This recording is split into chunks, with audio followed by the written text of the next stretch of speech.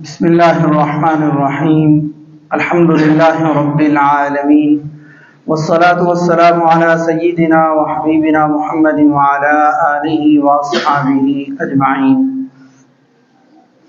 محترم سامعین، پچھلے ایک درس میں ہم نے سحری کے حوالے سے سحری کے کچھ ضروری مسائل تھے، اس پر بات کی تھی۔ آج انشاءاللہ افطاری اور افطاری کے کچھ مسائل کے حوالے سے بات کرتے ہیں۔ سب سے پہلی بات یہ ہے، قال انس رضی اللہ تعالی عنہ بکروا الافطار۔ حضرت انس رضی اللہ تعالی عنہ فرماتے ہیں کہ افطاری کرنے میں جلدی کرو۔ اور پیارے نبی صلی اللہ علیہ وآلہ وسلم نے ارشاد فرمایا، سنن ترمذی کی صحیح حدیث ہے، لا یزال الناس بخیر ما عجلوا الفطر، کہ لوگ اس وقت تک برابر خیر اور بھلائی میں رہیں گے جب تک وہ افطاری میں جلدی کرتے رہیں گے۔ افطاری میں جلدی کرنے کا مطلب کیا ہے کہ کیا کوئی مغرب کی اذان سے پہلے افطاری کر لے کہ جلدی ہو جائے، یا عصر کے بعد شروع کر دے؟ نہیں، جیسے غروب آفتاب ہو، جیسے اذان شروع ہو فوراً افطاری کریں۔ اب وہ یہ نہیں کہ میں فلاں کام کر رہا ہوں، یہ کر کے افطاری کروں گا، نہیں، اس کام کو چھوڑے اور افطاری کریں، وہ جلدی اور بھلائی والے کام کے اندر شامل ہو جائے۔ اب اس میں کسی طرح کی دیر نہیں ہے۔ خواتین ہیں، وہ کچن کے اندر کام کر رہی ہوں کہ نہیں میں یہ 2 روٹیاں بنا کے یہ آٹا ختم کر کے پھر کر لوں گی آرام سے، نہیں، وہ کھجور کھائے اور اپنا کام اگر جاری ہے تو جاری رکھے۔ اب آگے بات آ رہی کہ خواتین کچن میں کیسے اپنے ٹائم کو ضائع کرتی ہیں۔ تیسری بات یہ کہ جو لوگ جان بوجھ کر کے لیٹ افطاری کرتے ہیں وہ خیر اور بھلائی پر نہیں ہے بلکہ شر پر ہیں، کیونکہ پیارے نبی صلی اللہ علیہ وسلم کے فرمان کی بھی مخالفت کر رہے ہیں۔ اور پیارے نبی صلی اللہ علیہ وسلم کی سنن ابی داؤد کی صحیح حدیث ہے، آپ صلی اللہ علیہ وآلہ وسلم نے ارشاد فرمایا، دین اسلام غالب رہے گا جب تک لوگ افطاری جلدی کرتے رہیں گے، کیونکہ یہودی اور عیسائی افطاری کرنے میں لیٹ کرتے ہیں۔ اور جو لوگ افطاری لیٹ میں کرتے ہیں گویا کہ وہ یہودیوں اور عیسائیوں کے طریقے پر ہیں۔ اور ہمارے یہاں یہ عام پایا جاتا ہے، جی احتیاط ہے، آپ 4-5 منٹ لیٹ کر لیں، سورج کا کیا پتہ ہے وہ صحیح غروب بھی ہوا ہے کہ نہیں ہوا۔ ایسے سیاری بھی کہتے ہیں 5-6 منٹ کھانا پینا پہلے بند کر دیں، یہ احتیاط ہے۔ یہ احتیاط دین نے نہیں بتائی بلکہ دین اس کے الٹ بتا رہا ہے۔ دین کہتا ہے کہ آخر تک سیاری کرتے رہو، اور افطاری جو ہے جیسے اذان شروع ہو ویسے فوراً افطاری کریں۔ دین اگر یہ احتیاط یہ ہوتی تو دین اس میں احتیاط کیا بتاتا کہ آپ 5-7 منٹ لیٹ کرو، جہاں آپ نے 12 گھنٹے 13 گھنٹے سفر کیا تو 5 منٹ اور سفر کرنے میں کیا حرج ہے؟ کوئی نہیں۔ لیکن دین یہاں پر اس طریقہ بتا رہا ہے، دین کہہ رہا فوراً کرو۔ جو لیٹ کرتے ہیں وہ بھلائی اور خیر کے راستے اور طریقے پر نہیں، بلکہ دین نے یہودیوں اور عیسائیوں کی مخالفت کرتے ہوئے کہا کہ جلدی افطاری کرو۔ تو یہ احتیاط والا طریقہ یہ مسلمانوں کا طریقہ نہیں ہے۔ اگر احتیاط ہی کرنی تھی، کاش یہ احتیاط توحید کو اپنانے میں اور شرک سے بچنے میں ہم کرتے تو آج امت کا یہ حال نہ ہوتا۔ لیکن افسوس اس میں ہمارے یہاں کوئی احتیاط نہیں ہے، جو چاہے شرک کرے، جو چاہے بدعات کرے، جو چاہے جو مرضی کرے، ادھر کوئی احتیاط نہیں بلکہ راستے ہموار کیے جاتے ہیں شرک کے، نعوذ باللہ من ذالک۔ 5ویں چیز ہے افطاری کی بعد دعا پڑھے۔ افطاری سے پہلے دعا کرنی ہے، دعا مانگنی ہے، پڑھنے والی کوئی دعا نہیں۔ افطاری سے پہلے، افطاری سے پہلے آپ دعا مانگیں، اور یہ دعا کی قبولیت کا وقت ہے۔ کم از کم 15 منٹ پہلے آپ کا دسترخوان ریڈی ہو اور آپ وہاں بیٹھے ہوں اور افطاری میں مشغول ہوں۔ یہاں پر ہماری خواتین بھی، اور اس میں ہماری غلطی ہے یا خواتین کی غلطی ہے یہ ہمیں ماننا پڑے گا، اور اپنے آپ کو سمجھانا پڑے گا، اپنے آپ کو یہ قبول کروانا پڑے گا۔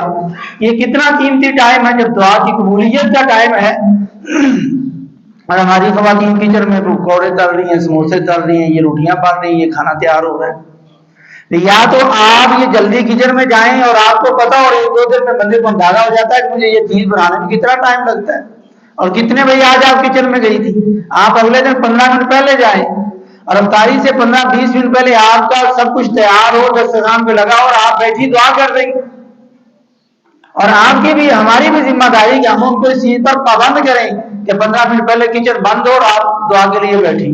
اتنا قیمتی ٹائم ہے، اور ہم ان فضول چیزوں میں اپنا ٹائم ضائع کروا رہے ہوتے ہیں جن کا کوئی تعلق اور کوئی مقصد ہی نہیں ہے۔ کیا پکوڑوں سموسوں کے بغیر افطاری نہیں ہو سکتی؟ افطاری تو کھجور سے ہو جاتی ہے، افطاری تو پانی کے بوند سے ہو جاتی، باقی تو لوازمات اور بعد میں کھاتے رہے، نماز کے بعد جو مرضی عشاء تک چلتے رہے، کوئی منع نہیں کر رہا، لیکن افطاری سے پہلے والا جو قیمتی ٹائم ہے یہ ضائع کیا جاتا ہے۔ تو افطاری سے پہلے دعائیں مانگیں اپنی روزمرہ کی، کسی کو سبق نہیں یاد ہو رہا بچے وہ دعا کریں، کسی کو قرآن پاک کا مسئلہ ہے وہ یاد کرے، کوئی حفظ کر رہا بچہ وہ اپنے لیے دعائیں کرے، تو والدین اپنے بچوں کے لیے دعائیں کریں، اپنے رزق کے لیے دعائیں کریں، اور سب سے بڑی چیز اپنی آخرت کے لیے دعا کریں، اپنے گناہوں کی معافی کے لیے روز دعا کریں، جنت کے داخلے کے لیے دعا کریں۔ مگر یہ قیمتی ٹائم افسوس کے ساتھ ہم میں سے اکثر لوگ ضائع کر رہے ہیں۔ اب افطاری جو آپ نے کرنی بسم اللہ پڑھ کے افطاری کرنی، اذان شروع ہوئی بسم اللہ پڑھیں، بسم اللہ کھجور منہ میں ڈالیں اور افطاری آپ کی ہو گئی، اور لوازمات جو بھی آپ نے کھانے یا میسر ہے وہ کھائیں، اور اس کے بعد جب آپ کھا بھی لیں اب آپ کا یہ سسٹم پورا جو صبح سے خشک تھا، یہ گلے کا معدے کا ناڑوں کا رگوں کا یہ تار ہو گیا، گیلا ہو گیا، پہلے خشک تھا صبح سے۔ فرمایا اب یہ دعا پڑھو جو حسن درجے کی ہے، ذهب الظمأ وابتلت العروق وثبت الاجر انشاءاللہ۔ پیاس چلی گئی، صبح سے پیاس لگی تھی، پیاس وہ چلی گئی ہے پانی پینے کی وجہ سے، ذهب الظمأ وابتلت العروق، اور یہ جو میری رگیں ہیں یہ تار ہو گئی، وثبت الاجر انشاءاللہ، اور اللہ نے چاہا تو انشاءاللہ یہ اجر ثابت ہو گیا، اجر مل گیا۔ تو یہ افطاری کے بعد کی دعا پہلے کی نہیں، یعنی پہلے تو آپ کا خشک کیا سب کچھ گلا رگے نارے، تو یہ حسن درجے کی روایت ہے تو اس کو پڑھنا چاہیے۔ اب جو کیلنڈروں پر ہمارے یہاں مسئلے میں دعا لکھی رہتی ہے اللہم لک صمت وعلی رزقک افطرت، یہ کیلنڈر پہ نہیں ہے، لیکن یہ اسی دعا کے ساتھ ابو داؤد کے اندر یہ روایت موجود ہے، مگر یہ روایت ثابت نہیں ہے۔ اللہم لک صمت وعلی رزقک افطرت ضعیف روایت ہے۔ افسوس کی بات ہے اس ضعیف روایت کے اندر لوگوں نے الفاظ شامل کر کے کیلنڈر پہ لکھے، اور وہ کیا ہے اللہم انی لک صمت وبک آمنت، یہ اضافہ کیا ہے، وعلی رزقک افطرت، اور بھی ایک دو الفاظ ہیں جو کیلنڈر پر آپ کو نظر آئیں گے، یہ جھوٹی اور بے اصل روایت ہے جو ہے ہی نہیں، بنائی گئی اس کے اندر اضافہ کر کے۔ افسوس کی بات یہ ہے کہ اپنی طرف سے بنانے کے فائدے کیا تھے، اب بنانے والوں نے بنائی اور چھاپنے والے اسی طرح چھاپی جا رہے ہیں، والعیاذ باللہ۔ تو افطاری کے ٹائم سے پہلے کوئی یہ پڑھنے والی دعا نہیں ہے، بلکہ بسم اللہ پڑھ کے افطاری کریں، اور افطاری سے پہلے دعا مانگیں ہاتھ اٹھا کر کے، یہ عادت بنائیں اور گھر کے سارے لوگوں کو پابند کریں، اور افطاری کے بعد ذهب الظمأ، یہ حسن درجے کی روایت ہے، یہ پڑھیں، اور اپنے اس ٹائم کو بڑا قیمتی بنائیں۔ اور اس کے بعد افطاری کس کے ساتھ کریں؟ کان رسول اللہ صلی اللہ علیہ وسلم یفطر علی رطبات قبل ان یصلی، فإن لم تكن رطبات فعلى تمرات فإن لم تكن حسوات من ماء۔ پیارے نبی صلی اللہ علیہ وسلم تازہ کھجوروں سے افطاری فرماتے، جس کو ہم ڈوکے کہتے ہیں، آدھی کچی آدھی پکی کھجور، یہ میسر ہوتی تو آپ اس سے افطاری کرتے نماز سے پہلے۔ فإن لم تكن رطبات، اگر یہ تازہ کھجوریں نہ ہوتی تو پھر آپ عام کھجوروں سے افطاری کرتے جو آج کل ہمیں میسر ہے، تازہ نہیں ہے، یہ عام طور پر سندھ کے علاقے میں یا جہاں کھجوروں کا سلسلہ زیادہ ہوتا ہے وہاں ہوتی ہیں، اور یہاں پہنچ ان کی میسر نہیں ہوتی بعض ایام میں، تو ہمارے پاس عام کھجوریں ہوتی ہیں جو ہر وقت میسر ہوتی، تو پھر آپ ان سے افطاری کرتے۔ اگر یہ نہ ہوتی تو پھر آپ پانی کے چند گھونٹ پی کر کے افطاری کرتے۔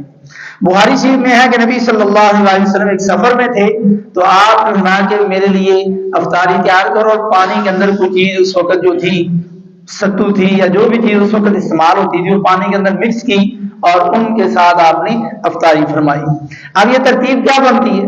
سب سے پہلے یہ ہے کہ آپ تازہ کھجور اگر میسر ہے تو اس سے افطاری کریں، یہ نہیں ہے تو پھر عام جو کھجور میسر ہے اس سے افطاری کریں، یہ بھی نہیں ہے بعض ہوتی خریدنی یاد نہیں رہی یا گھر کے پاس دکان نہیں ہے تو پھر آپ تیسرا چیز کیا ہے کہ پانی کے علاوہ اور جو بھی چیز آپ کو میسر ہو کسی بھی چیز سے افطاری ہو سکتی ہے، لیکن کھجور سے آپ افطاری کرتے ہیں تو اس کا فائدہ کیا ہے؟ امام ابن قیم رحمہ اللہ فرماتے ہیں کہ معدہ صبح سے خالی ہوتا ہے، لیکن جب آپ کھجور کھاتے ہیں، کھجور کے اندر ایسے مواد ہیں جو جسم کو فوری توانائی دیتے ہیں، اور انسان کھجور کھاتا ہے تو پورے جسم کے اندر اچانک توانائی آ جاتی ہے۔ وہ کہتے ہیں کسی کا بی پی کا مسئلہ ہے، کسی کو کیا مسئلہ ہے، کسی کو کیا، سارا دن خالی پیٹ رہنے کی وجہ سے کئی جسم کے اندر تبدیلیاں ہوتی، اور جیسے ہی خالی معدے کے اندر کھجور جاتی ہے وہ پوری ساری چیزوں کو کنٹرول کر دیتی ہے، اور انسان صحت کے طور پر بھی تندرست اور توانائی اپنے اندر محسوس کرتا ہے۔ اور یہ خالی معدے کھجور کھانے سے جگر کو بھی فائدہ ملتا ہے۔ پندرہویں چیز یہ ہے کہ افطاری میں تا قدر کھجوریں کھانا سنت نہیں ہے۔ یہ چھوٹی عید کے دن، عید الفطر کے دن جب آپ جائیں اس وقت سنت ہے کہ آپ تا کھجوریں کھا کے جائیں۔ اور بعض کہتے ہیں کہ اگر کوئی افطاری کے ٹائم میں بھی تا قدر کا خیال رکھتا ہے تو جائز ہے، لیکن اس کو آپ سنت نہیں کہہ سکتے کہ افطاری ٹائم میں نے 1 3 5 7 9 یعنی تا قدر میں کھانا افطاری کے ٹائم، یہ سنت نہیں۔ اس افطاری میں میانہ روی ہونی چاہیے، فضول خرچی نہ ہو کہ 10 15 آئٹم پڑے ہیں اور آپ سے کھایا کچھ بھی نہیں گیا، 2 یہ کھایا، 2 یہ کھایا، 2 یہ، اور باقی سامان ضائع ہو گیا۔ یہ طریقہ صحیح نہیں۔ 1 2 چیزیں، 3 4 چیزیں ہوں جو آسانی سے کھائی جائیں اور دسترخوان صاف ہو، چیزیں نہ بچیں، نہ ضائع ہو، نہ پھینکنی پڑے، بلکہ زیادہ ہیں تو اس کو آپ تقسیم کریں پہلے سے تاکہ اس کی آپ کو نیکی مل جائے۔ اور ہمیں کمر سیدھی کرنے کے لیے کھانا چاہیے، زندہ رہنے کے لیے کھانا چاہیے، کھانے کے لیے زندہ نہیں رہنا چاہیے کہ میں بس کھاتا رہوں اور زندہ اس لیے رہوں۔ تو یہ طریقہ آج کل جو ہے، ہم زندہ ہیں کھانے کے لیے نہیں، زندہ رہنے کے لیے کھانا ہے اتنا کھائیں، اور جتنا کم کھائیں گے اتنی بیماریاں کم لگتی۔ پیارے نبی صلی اللہ علیہ وسلم صحابہ کا دور دیکھ لیں، سلف صالح کئی بار بھوکے ہوتے، ایک کھجور سے روزہ، آدھی کھجور سے افطار کر رہے ہیں، سارا دن اور کچھ نہیں کھانے پینے، کسی کو کوئی شوگر، کوئی بلڈ پریشر، کوئی پیٹ کا، کوئی معدے کے مسائل نہیں۔ آج ہم کھاتے ہی اتنا ہے اور کھا کے ورزش نہیں ہے تو فوراً سو جاتے ہیں، اور وہ معدے میں تو حرکت کرنی ہے نا، سب کو جسم سویا ہوا ہے، معدہ بھی سوتا ہے، جب وہ ہضم نہیں ہوتا تو پھر کیا وہ بیماریاں بنتی۔ تو یہ چیزیں ساری رمضان کے جو روزے ہیں ہمیں یہ ساری چیزیں سکھانے آتے ہیں کہ اپنے آپ کو روزہ رکھنا بھی سکھاؤ جو آپ کی صحت کے لیے فائدہ مند ہے۔ افطاری کے ٹائم پر روزے دار کو خوشی ہوتی ہے۔ پیارے نبی صلی اللہ علیہ وسلم نے کہا فرمایا للصائم فرحۃ عند فطرہ وفرحۃ عند لقاء ربہ، روزے دار کے لیے 2 خوشیاں ہیں، ایک افطاری کے ٹائم وہ طرح طرح کے لوازمات ایک ٹائم میں دسترخوان پہ دیکھتا ہے، جو پورے سال میں ایسا نہیں ہوتا، یہ رمضان میں ہوتا ہے کہ آپ کے پاس کئی چیزیں دسترخوان پہ ہوتی ہیں، ان کو دیکھ کر کے اگر صبح سے بھوکا ہے اور ساری چیزیں کھانے کے لیے اس کے پاس اذان کا وقفہ ہے، مگر جیسے اذان ہے وہ کھائے گا، اس سے پہلے نہیں کھا سکتا، تو وہ خوشی فیل کرتا ہے کہ میرے سامنے اتنا کچھ کھانے کے لیے۔ اور دوسری خوشی اس کو ہوگی جب وہ اپنے رب سے ملاقات کرے گا، اور یہ سب سے بڑی خوشی ہے، اور یہ روزے دار کے لیے ہے۔ اور روزے دار جب خالی معدہ ہوتا ہے صبح سے، اور گرمیوں کے دنوں میں عام طور پر ہوتا ہے کہ معدہ خالی ہونے کی وجہ سے منہ سے بدبو آتی، جو ہوا کری سانس ہوتی ہے بھی بدبودار ہوتا ہے۔ حدیث میں کیا آتا ہے وَلَا خَلُوفُ فَمِ الصَّائِمِ وَلَا خَلُوفُ فَمِ الصَّائِمِ أَطْيَبُ عِندَ اللَّهِ مِنْ رِيحِ الْمِسْكِ، یہ جو روزے دار کے منہ کی بدبو ہے یہ اللہ کا اتنی قیمتی ہے کہ یہ کستوری کی خوشبو سے بھی زیادہ اللہ کو پسند ہے۔ ہمیں بدبو آ رہی، ایک دوسرے میں بدبو محسوس ہو رہی، لیکن جس کے لیے روزہ رکھا ہے اس رب العالمین کو یہ بدبو کستوری کی خوشبو سے بھی زیادہ اچھی لگتی۔ آپ تصور کریں یہ بندے کی ساتھ اللہ کی محبت کتنی، میاں بیوی آپس میں کتنا پیار ہے، ان کو بدبو آ رہی، باپ بیٹے کو کتنا پیار ہے، بدبو آ رہی ہے ایک دوسرے سے، ایک دوسرے کے منہ کے ساتھ کر کے بات نہیں کر سکتے، اتنی بات اللہ معدے سے بدبو آتی خالی رہنے کی وجہ سے۔ افطاری سے کچھ عرصہ پہلے ماں بیٹی کا کتنا پیار ہے، ایک دوسرے سے بدبو آ رہی، لیکن رب العالمین فرما رہے ہیں کہ مجھے یہ بدبو کیونکہ روزہ میرے لیے تھا، مجھے یہ کستوری سے بھی زیادہ پسند ہے۔ آپ تصور کریں کیا افطاری کے ٹائم پر باتیں کرنا چاہیے یا خاموش رہ کر کے افطاری کرنی چاہیے؟ اس بارے میں کوئی حدیث پیارے نبی صلی اللہ علیہ وسلم سے نہیں ملتی، آپ باتیں کریں یا خاموش رہیں آپ کی مرضی، لیکن یہ کہنا کہ باتیں کرنا جائز نہیں ہے، خاموشی سے کھانا سنت ہے، اس کی کوئی دلیل نہیں ہے۔ افطاری کے ٹائم اذان ہو، اذان کے ساتھ افطاری کرنی چاہیے، اور اذان کے ساتھ سحری کو بند کرنا چاہیے۔ یہ جو ہمارے یہاں سسٹم ہے ادھر آپ کے یہاں بھی اعلان ہوتا ہے یہ افطاری کا ٹائم ہو گیا، افطاری کر لیں، یہ جی افطاری بند ہوگی، کھانا پینا بند کر دیں، یہ خلاف سنت ہے، یہ پیارے نبی صلی اللہ علیہ وسلم کا طریقہ نہیں ہے، اس دور میں نہیں۔ آپ نے کہا اذان کی افطاری اذان کے ساتھ کریں، اور جب آپ سحری کھا رہے ہیں جیسے عبداللہ ابن مکتوم رضی اللہ تعالیٰ عنہ کی آواز آئی اذان کی تو افطاری بند کر دیں، یعنی سحری کا ٹائم ختم ہو گیا، تو ہمارے لیے اذان رکھی گئی۔ لیکن ہم نے کیا کیا، کیونکہ ہم نے اذان سے پہلے کچھ ہمارے یہاں بدعتی لوگ کام کرتے ہیں، ان بدعت کی وجہ سے، کیونکہ اذان تو لیٹ ہونی، اس سے پہلے اعوذ باللہ پڑھ رہا ہے، بسم اللہ پڑھ رہا ہے، کیا پڑھ رہا ہے۔ اب یہ کیونکہ اذان کا حصہ نہیں، اذان ہے ہی نہیں، نہ ایسی اذان نبی صلی اللہ علیہ وسلم نے بلال رضی اللہ عنہ کو سکھائی تھی کہ اپنی طرف سے اضافے کا باعث ہے، اس لیے وہ کہتے ہیں کہ آپ افطاری بند کر دیں، ہم اپنے کام کر لیں، اذان پھر دیں گے۔ اور مغرب کا بھی یہ کہ 10 منٹ بعد اذان ہو رہی، یہ تو خلاف سنت طریقہ ہے۔ اذان جیسے غروب آفتاب ہو اذان دیں، جیسے سحری کا ٹائم ختم ہو اذان دیں، اس سے پہلے کوئی ایسے طریقے ثابت نہیں ہے۔ رمضان میں مغرب کو لیٹ کرنا، 15-20 منٹ لیٹ کرنا تاکہ ہم کھا پی کر کے آ کر کے نماز میں شامل ہوں، یہ طریقہ پیارے نبی صلی اللہ علیہ وسلم کا نہیں۔ پورے سال میں ایک ہی طریقہ ہے، یعنی مغرب کے بعد 10 سے 12 منٹ کا وقفہ پورے سال ہونا چاہیے، صرف رمضان میں نہیں۔ جس میں انسان وضو کرے اور وضو کر کے مسجد میں آئے اور آ کر کے 2 نفل پڑھے اور جماعت میں شامل ہو، یہ پورے سال یہ طریقہ ہونا چاہیے، اور رمضان میں بھی یہ ہو۔ آپ صلی اللہ علیہ وسلم افطاری کرتے تھے، کھانا نہیں کھاتے تھے، کھانا بعد میں۔ ہمارا کیا ہوتا ہے کہ کھانا کھا کے آئیں پھر نماز پڑھیں۔ اب اگر 2 منٹ پہلے جماعت کھڑی ہوگی کیونکہ میں لیٹ ہو گیا ہوں تو میں مسجد میں شور کر دوں گا، جی قاری صاحب نے جلدی کی، قاری صاحب نے اس نے کیوں کروا دی، اور مسجد کے اندر ایک عجیب ہی ماحول بنا ہوتا ہے۔ تو یہ مسجد کے اندر ایسے شور و غل اپنی ضروریات کے لیے یا اپنے فائدے کے لیے یہ طریقے صحیح نہیں۔ اللہ کا گھر ہے تو اللہ کے گھر کو جس طرح دین کہتا ہے اس طرح چلنے دیا جائے۔ اس کے بعد افطاری کروانے والے کو بھی اتنا ہی اجر ملتا ہے جتنا کہ جس نے روزہ رکھا ہے اس کا اجر ہے، اور اس کے اجر میں کوئی کمی نہیں کی جائے گی۔ اس ترمذی کی حدیث ہے، اور امام ابن تیمیہ رحمہ اللہ فرماتی ہیں افطاری کا مطلب کیا ہے کہ جس کو آپ افطاری کروا رہے ہیں اس کو پیٹ بھر کر کے کھانا کھلائیں۔ اور حضرت عبداللہ ابن عمر رضی اللہ تعالیٰ عنہ افطاری کیسے کرتے تھے، یتیموں اور مسکینوں کے بغیر وہ افطاری نہیں کرتے تھے۔ آج میرا اور آپ کا کیا حال ہے، ہم نے بھی کبھی کسی یتیم، کسی مسکین، کسی غریب، کسی فقیر کو اپنے دسترخوان پہ بلایا کہ آج میں نے افطاری ان کے ساتھ کر دی؟ ہمارا پروٹوکول کن کے لیے ہوتا ہے؟ یہ ناظم صاحب ہیں، یہ علاقے کے بڑے ہیں، یہ MNA ہے، یہ MP ہے، یہ پیسے والا ہے، گاڑی اور بنگلے والا ہے، آج ہی ماشاءاللہ یہ میرے ان کی افطاری آج میرے گھر میں، اور سیلفیاں بن رہی، فیس بک پہ چڑھائی جا رہی۔ اس سے کوئی اجر نہیں ہے کہ آپ نے کسی بڑے کو افطاری کروائی، وہ عام افطاری کا اجر ملنا ہے۔ لیکن آپ کسی یتیم، مسکین، فقیر، غریب کو افطاری کرواتے ہیں، کھانا کھلاتے ہیں، میرے بھائی قرآن میں ان کو کھانا کھلانے کا بار بار حکم ہے۔ ارأیت الذی یکذب بالدین فذلک الذی یدعو الیتیم ولا یحض علی طعام المسکین۔ مسکین کو کھانا کھلانے پر کوئی اہتمام نہیں، قرآن بار بار کہتا ہے اس کے ساتھ اہتمام کرے، ہمارا کوئی اہتمام ہی نہیں۔ تو غریب اور مسکین کے ساتھ افطاری کرتے تھے عبداللہ بن عمر رضی اللہ تعالیٰ عنہ، اس کے بغیر افطاری نہیں کرتے۔ یعنی وہ کہتے تھے کسی نہ کسی غریب مسکین کو لازمی پکڑ کے لاؤ میرے ساتھ، میرے دسترخوان پہ ہو، تاکہ میں افطاری کروں اور کھانا کھاؤں۔ اور ہم یہ اندازہ کر سکتے ہیں کہ ہم کہاں کھڑے۔ سحری کھلانے کا بھی اجر ہونا چاہیے، جس طرح آپ روزہ رکھوائیں گے اس کا بھی اجر ہے، لیکن ہمارے یہاں افطاری کروانے کا تو رواج بعض جگہوں پر ہے، بعض وہ کرتے ہیں، لیکن سحری کا شاید کہیں سنا ہی نہیں یا ہم کرتے نہیں۔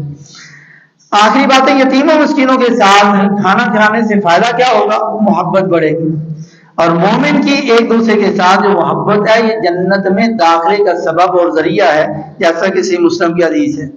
اور یتیموں اور مسکینوں کو کھانا کھلانے سے نیکوکاروں کا قرب نصیب ہوتا ہے اور ایک دوسرے سے تعاون ہوتا ہے، اور ہمیں حکم ہے نیکی اور تقویٰ کے کاموں میں ایک دوسرے کی مدد کرو۔ یہ چند مسائل تھے، اللہ رب العزت سے دعا رب العزت ہمیں ان پر عمل کرنے کی توفیق نصیب فرمائے۔ وما توفیقی الا باللہ۔